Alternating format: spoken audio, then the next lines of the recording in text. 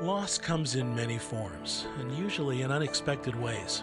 It can be devastating, leaving you facing an uphill struggle to go on with life without someone you thought would always be there.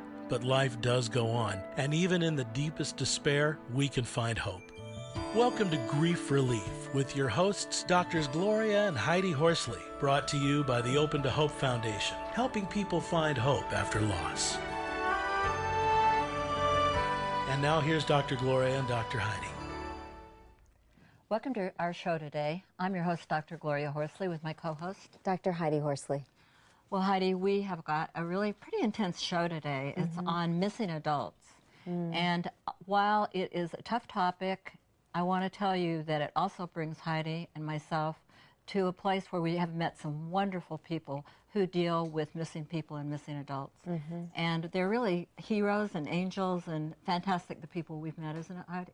Absolutely, and they're very passionate about what they do, and it's so important because, I mean, when we have somebody that's missing, it just consumes our lives. Absolutely.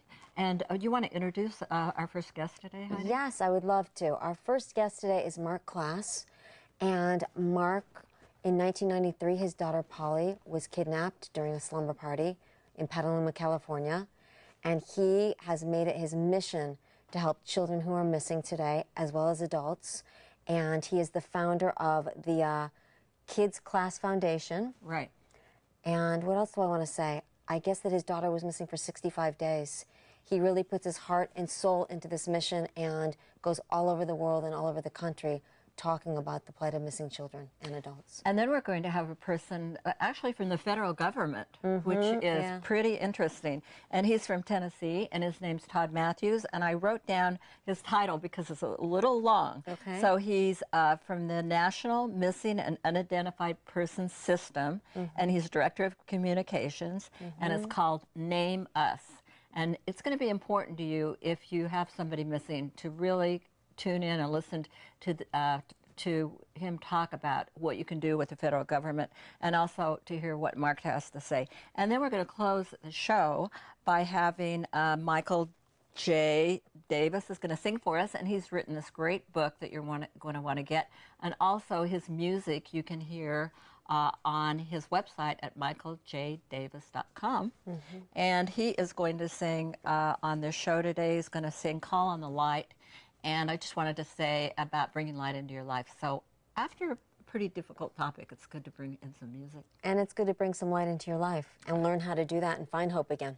All right. So, Marc, let's start with our first guest. Doctor. Welcome to our show today. Now, Thank you. I know you've got Klaas kids, but we're talking about missing adults today, and I know you feel pretty passionate about that also. Well, I'm passionate about missing people. And we learned early on, after we formalized our search and rescue operation, that there are numerous desperate people out there looking for their missing adults, either adult children or spouses or other relatives. And there are very few resources out there to assist these families, so we've made it part of our mission to do what we can to go out and find them. Now, talk about missing. I know you do a lot, you know, with the media and that kind of thing. And talk about the fact that isn't there a push-pull with the media? I mean, if you've got a missing kid or a missing adult in your life, you want to have the media there because you want people to know about it. But on the other hand, they're hiding in your bushes and, you know, everything else trying to find out about your life, and especially with missing adults, because if they're not living at home, they could be digging up dirt about them, and you know, and parents can find out things about their missing adult children that they never knew. And how does that go? Well, I think you have to break up media. It's certainly not like it was when Polly was missing, because there was no social media then. So it was really at that time about mainstream media, and then that little offshoot tabloid media. And the vast majority of people that we dealt with and still deal with want to help. I mean, they have their own kids, they have loved ones, they might have known somebody that had gone missing, and they really do want to do what they can to help you. The ones that are going to be hiding in the bushes trying to dig up dirt would be the tabloid folks. Right. Those would be the people from the National Enquirer or various tabloid magazines of their ilk. And then, of course, you also have that other wave of predators. You have the psychics that like to come out and put their foot in it and Then you move even farther down the ladder to some of the ambulance chasing lawyers, et cetera, et cetera. I didn't even think about the psychics. You shouldn't think about the psychics. Okay, and how they come out of the woodwork. Well, they do. After something like this. Sure, they do. Yeah. And here's what they'll tell you. If you have somebody missing in California, they'll say, I see rolling hills. I hear a babbling brook. I see a freeway off-ramp. Well, basically, you've just described California. Right, exactly. Right, Northern California. You've described Northern California. Yeah. And if you're in Arizona, they'll substitute a cactus for the trees. Yeah. And the thing about the media is it can be a detriment, but it can also be your biggest benefit. I mean, you know, to get this in the media and to get this story as much coverage as it can, right? Particularly cable news. Okay. Missing persons are a staple of cable news. It used to be only missing children, but more and more as they get into this issue, there are more and more missing adults featured on cable news these days. So anybody that really is into this issue, and it turns out that there are huge communities that are involved and interested in missing persons. All you have to do is turn on headline news or CNN, and it won't be too long before they're reporting the story of a missing person. Right. Now, would you get in touch with them? I mean, would like an average person like me, if my daughter had gone missing and I couldn't get any traction, I mean, the police had looked into it and, you know, it didn't look like there was anything. It looked like she was a runaway, but I really knew that that wasn't the case. I really didn't believe it. What can I do? What can I do? Well, there's a couple of things. First of all, if you're a missing adult, the police will tell you that you have the right to go missing as an adult. But secondly, I think that missing persons is a local issue for the most part. So to aim for CNN when you have a missing adult, I think is really overshooting where you should be. You should go to a local station. You should go to maybe even a community station, something, a show that gets only local access is going to really reach an awful lot of people. You know that as well as anybody does. And that's really what it's about. The reality is that you can get more information out about a missing person with 10 seconds on the local evening news than you can in 100 years by nailing flyers up on telephone poles. Wow. And you're also making a good point, because I always think go bigger is better, CNN is better, but in this case not necessarily, because a lot of these small town communities, they watch their local news maybe more than a national station. I'll give you a perfect example. Okay. A couple of years ago here in the Bay Area, there was a 26-year-old nursing student named Michelle Lay who was missing. And her family was absolutely desperate to find her, but there were very few resources. They turned to the Class Kids Foundation. We helped them to organize some searches. We built up relationships with the local media. And they were very good about doing this, about getting out and talking to the media. And ultimately, Michelle's remains were found. Wow. And if she hadn't reached out to us, if there hadn't been, you know, this relationship between local media, ultimately law enforcement, and then the volunteer sector, I don't think that Michelle ever would have been recovered, and her family would still be left in limbo. Wow, and what an awful thing to not know where somebody is. I mean, you know, you can think they have amnesia or, you know, whatever. There's always that thought. And then the cases where they have been kidnapped and that kind of thing, it's just... As difficult as it is to learn that your missing relative is dead, I think that ultimately it's worse not to know. Right. To be left, to have that left lingering, to think that somebody might be harming them in some way, that they're waiting for you to come and save them, just not knowing, I think, is probably the ultimate purgatory. Well, that's it, Marc, to be left with your imagination. And I mean, you know better than anybody. You were left for 65 days. To be left not knowing what is going on with the person that you love, are they in harm, are they in danger? Yes, I think that can be much worse than at least knowing, okay, they're dead, so they're at peace. Nobody's hurting them. I think the worst day of my life was the day that they told me that Polly was dead. But you know what? That's 20 years back now, and I've been able to put my life together knowing that nobody's hurting her, knowing where she is, knowing that she is perhaps in a better place. And I see people who don't know, who don't have those answers, and I think that ultimately I'm in a much better place in my life than they can be. They just can't move forward because they don't have any kind of finality. Right, right. Well, Heidi lives in New York, and I live in California. Can Heidi get a hold of Class Kids if she had a loss? Sure, anybody can get a hold of Klaas Kids.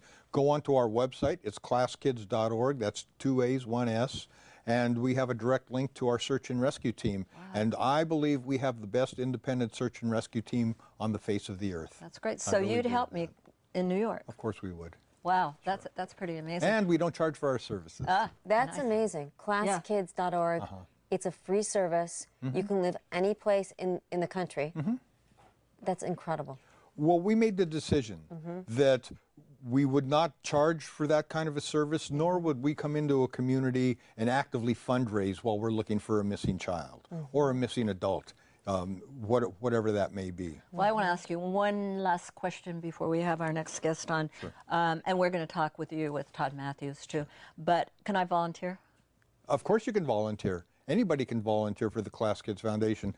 When we have a missing person, we have all kinds, hundreds of volunteers that will come out and actively get involved in the search, go out on search teams. That can be a very fulfilling kind of a way to spend an afternoon, knowing that you're doing something, you know, very beneficial to help a family find some kind of finality. That's great. And I would think for families, too, it can give them something to do to help other people while they're waiting and looking. It's empowering. Yeah, it's empowering for everybody. Yeah. Thank you so much.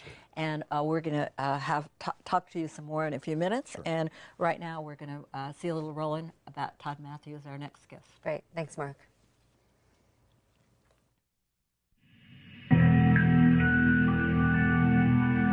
It was around Halloween 1988.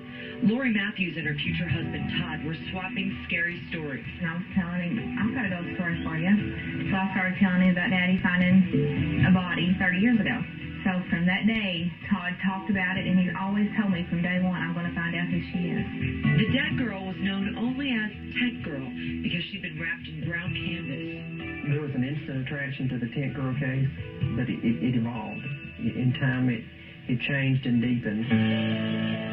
Over the years, Todd's interest with finding out the identity of the young woman described as having reddish-brown hair and a gap-toothed smile became more obsessive. He spent money he couldn't afford and time he didn't have on a case he just couldn't crack. You know, when you spend that much time focusing on the other things, it does create family tension. I just felt neglected, and I felt like, you know, he was abandoning us to help another family. So Lori packed her bags and left. But she soon realized he couldn't stop following his heart. He was not going to give it up, and that was for sure. A few months later, however, she was back, and Todd was back on the case. Then, one night, he found the clue he'd been searching for years. A small missing person notice on the relatively new internet. Just like a little ad looking for her sister. And the description said, 1967, last seen, Lexington, Kentucky. I knew then it was over. Todd woke up Lori. And he got me out of bed, and he said, come here, I think I found her this time. Todd was right. And when the medical examiner read this long-lost girl's name at a press conference, she said, the Tent Girl is indeed Barbara Taylor. Todd Matthews realized he had a calling to help give back unnamed victims their identities. That was the end at that time. The end of that journey, and I think it's the beginning of another one. All right, Todd. Hi, Todd. So glad to have you on the show. Great to see you. Oh, thank you for being on the show. Thank you for having me. What an amazing story. And I love that this became your calling.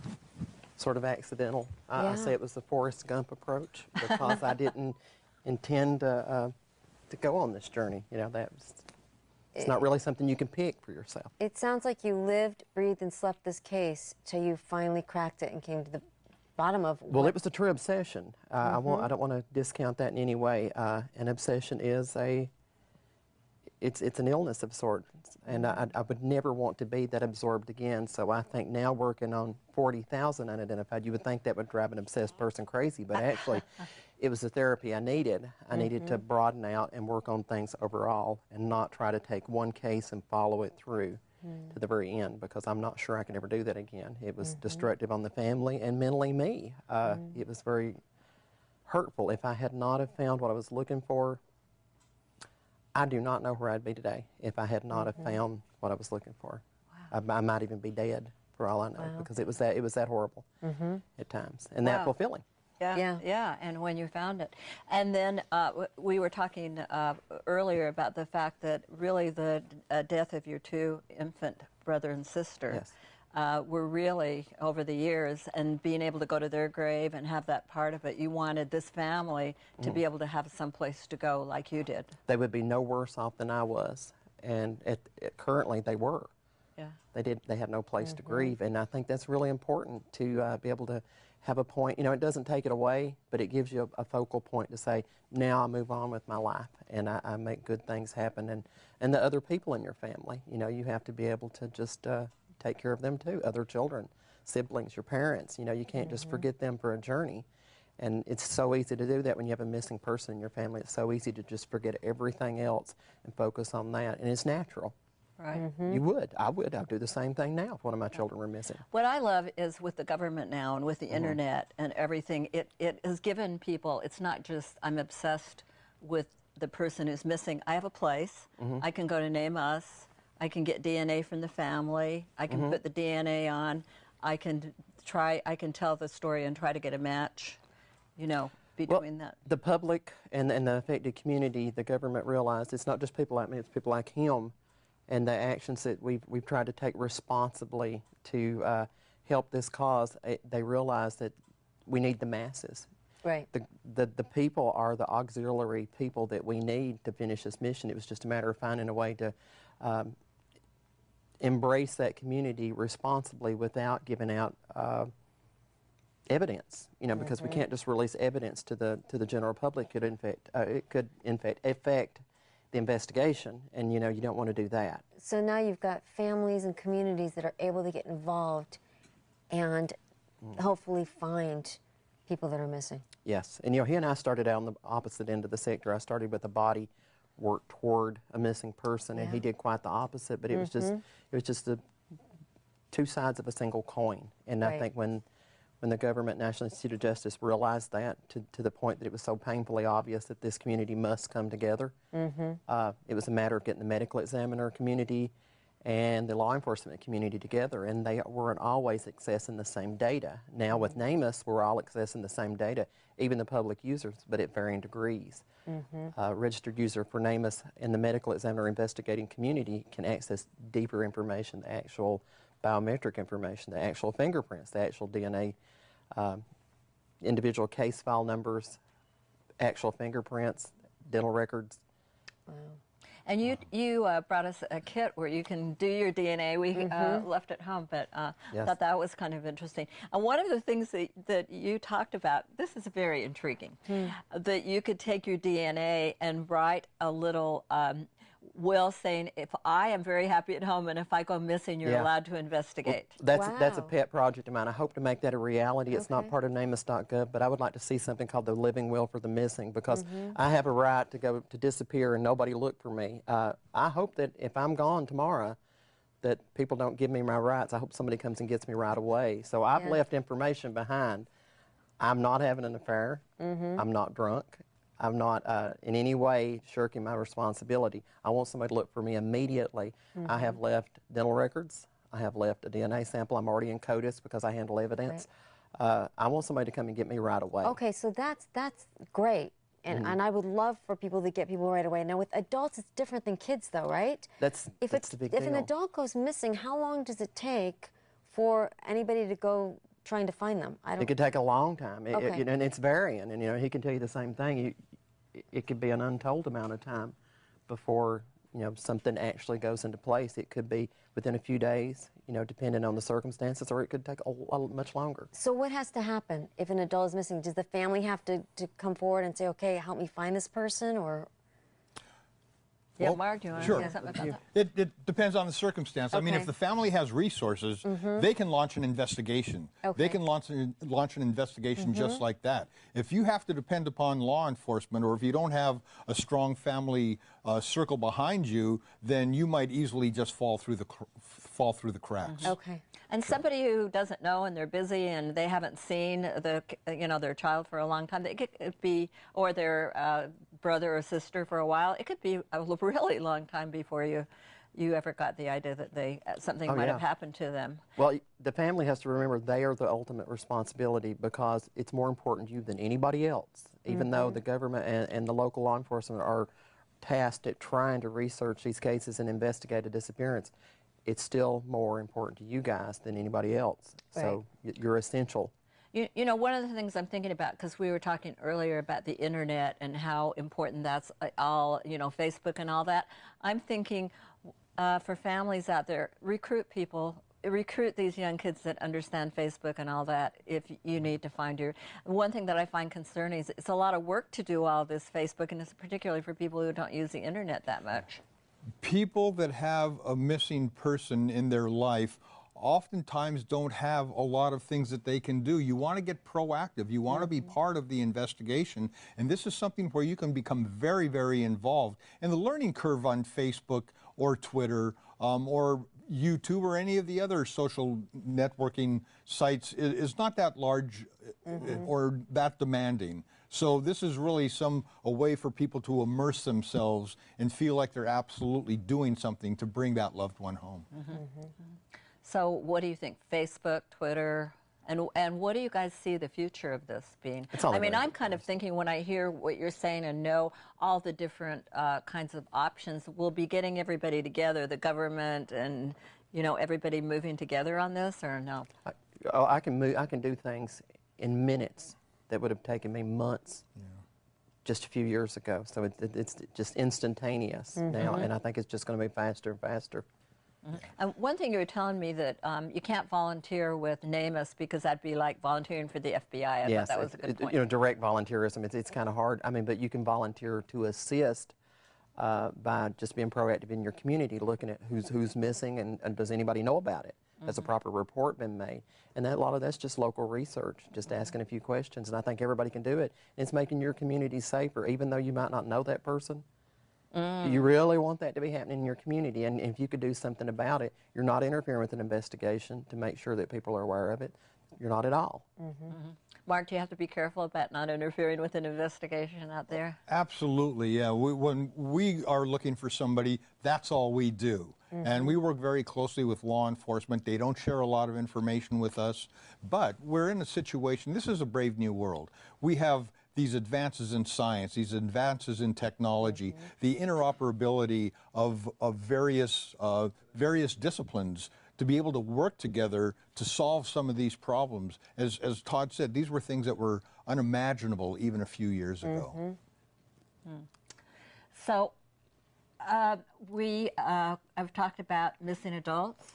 And the difficulty of that, and I'm hoping that everybody has really heard this and heard about Klaas Kids, and that you can do that. I just think it's amazing that any place in the United States you can do that. And then I was talking to you earlier about you can go on NamUS and put information on there, right? Yeah, you yourself. This is the first government database that allowed that. If you know of a missing person in your community, whether they're related to you or not, you can begin primary entry into NamUS. You know, the name, the basic information that you have, and one of our staff will vet that information, make sure there's a local report, and if there's not, we'll take action to try to make sure that a local report is actually made. Sometimes it's just a lack of awareness with people. They don't know what's available, and it's free. All of this is free. It is. It's amazing how proactive you can be. And like you both have said, I mean, when someone goes missing, you feel like you've been victimized. You feel very disempowered, and this is a way to be proactive, to be empowered, and to try to find this person. 20 years ago, if a child went missing, law enforcement would tell you to wait by the phone for the ransom call to come in. Wow. That's the extent of it, and that's just out the door. Now there are multiple opportunities. Well, listen, I want to thank you both for being on the show, and I want to thank everybody for watching the show today, and I hope you'll visit us at opentohope.com. And now we are going to hear Michael J. Davis sing Call on the Light. Thank you both. Thank you. Thank you. When the light begins to shine somewhere inside your very soul, well, don't you know you gotta show it. Oh, what a beautiful feeling, what a beautiful day.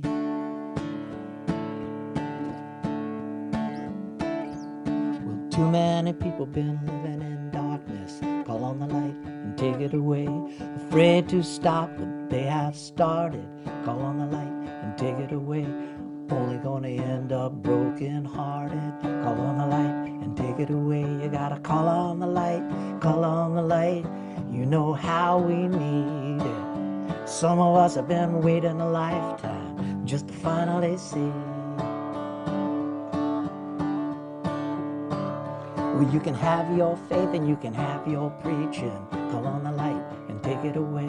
Just let the light do the teaching. Call on the light and take it away. One time or another we've all been reaching. Call on the light and take it away. Call on the light and take it away. You gotta call on the light, call on the light. You know how we need it. Some of us have been waiting a lifetime just to finally see. Well, back in the beginning, when the world was forming, don't you know darkness was all around? And then the heavens began to open, and all of that pure white light came streaming down. And God said, call on the light and take it away. You gotta call on the light and take it away. You gotta call on the light. You gotta call on the light. You gotta call on the light. You gotta call on the light, call on the light. You know how we need it. Some of us have been waiting a lifetime just to finally see. So if you're worrying about tomorrow, call on the light and take it away. Make a little joy from all that sorrow. Call on the light and take it away. You got the love and you got the power. Call on the light and take it away. Call on the light and take it away. You gotta call on the light, call on the light. You know how we need it. Some of us have been waiting a lifetime just to finally see. 'Cause when the light begins to shine somewhere inside your very soul, well, don't you know you gotta show it? What a beautiful feeling, what a beautiful day.